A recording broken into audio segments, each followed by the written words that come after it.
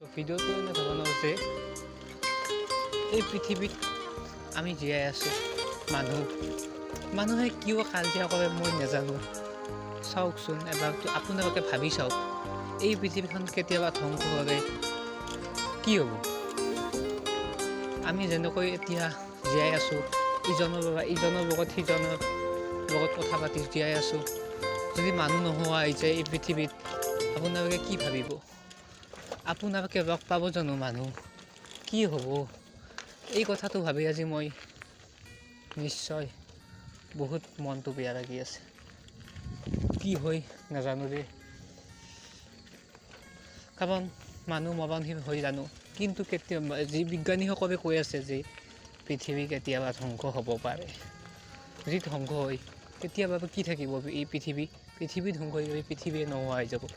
আমি এতিয়া যেনেকৈ ইজনৰ সিজনে কথা পাতি আছোঁ, গম পাইছে আপোনালোকে, মই এই বাতৰি কৰিছোঁ। তো এনেকুৱা এক মটিভেশ্যনেল কথা এটা নিশ্চয় আপোনালোকে ভাবক। এই কথাটো ভাবিলে নিশ্চয় এনেকুৱা লাগে যে মই ক'ত আছোঁ এনেকুৱা লাগে।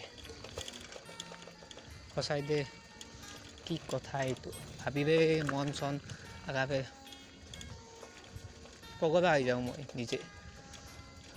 তো গাইজ এইখিনিয়ে কৰোঁ, ভাবি চাওক এবাৰ, ভাল লাগে না বেয়া লাগে কমেণ্ট কৰিব। বাই।